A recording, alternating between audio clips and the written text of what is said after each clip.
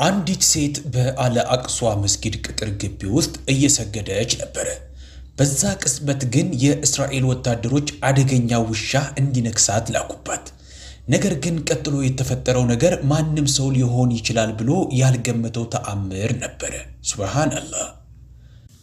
የእስራኤል ወታደሮች እምነት እንዴት ሁሉንም ነገር ሊቀይር እንደሚችል ፊት ለፊታቸው ተመለከቱ። የሴትየዋ አጸፋዊ ምላሽ በራሱ በሚሊዮኖች የሚቆጠሩ ሰዎችን አስደንቋል። ቻናሉን ሰብስክራይብ አድርጉ፣ ቪዲዮውንም ላይክ አድርጉ። ምን ያህል ኩሩ ሙስሊሞች ይህንን ቪዲዮ እንደሚመለከቱ እኛም እንይ።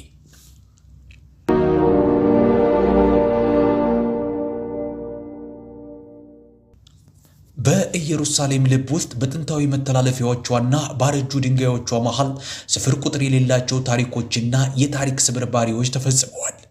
አንዳንዶቹ ታሪኮች በሜይንስትሪም ሚዲያዎች ላይ የሚገኙ አይደሉም፣ ስለሆነም ተደብቀው ቀርተዋል። ነገር ግን ዛሬ እኛ ለእናንተ የምናቀርብላችሁ ታሪክ እጃችሁን በአፋችሁ ላይ የሚያስጭን ታሪክ ነው። እንቀጥል። በኢየሩሳሌም ከተፈጸሙ እጅግ የሚያስደንቁ ታሪኮች መሃል አንዱ የአሚና ታሪክ ነው። አሚና ፈጣሪዋን የምትገዛ ጌታዋን የምትፈራ ሴት ናት። ልቧም ለአል አቅሷ መስጊድ ባለው ጥልቅ ፍቅር የተሞላ ነው። አንድ ቀንም በዚህ በተቀደሰ ስፍራ ላይ ተገኝታ ስግደቷን እንደምታደርግ ትናፍቅ ነበር። ነገር ግን በወራሪ ኃይሎች ስፍራው በመያዙ የተነሳ ይህ ህልሟ ሊደረስበት ወይም ሊሳካ ከማይችል ሁኔታ ላይ ደርሶ ነበር።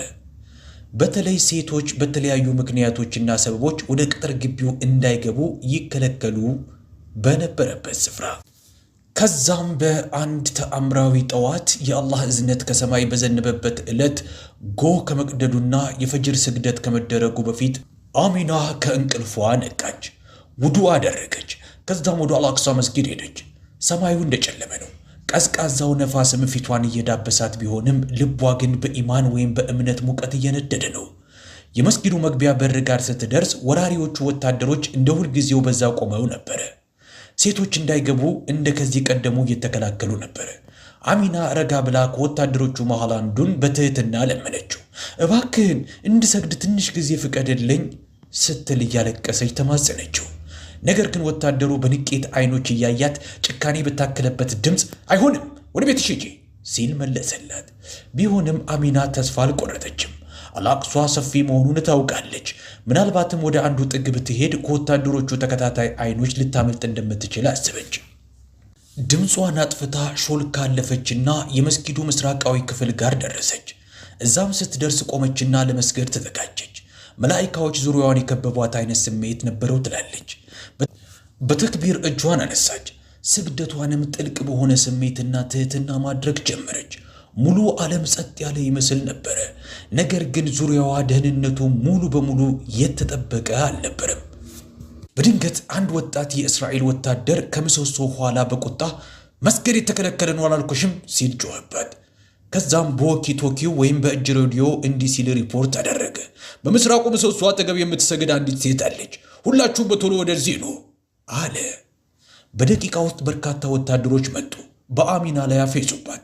አንዱም እንዲህ አላት፣ ትእዛዝን አለመከተል፣ ትእዛዝን መጣስ ምን አይነት ነገር እንደሚያስከትል ታያለሽ።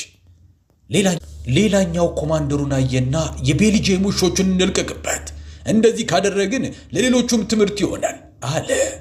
የሰለጠኑት ውሾች መጡ።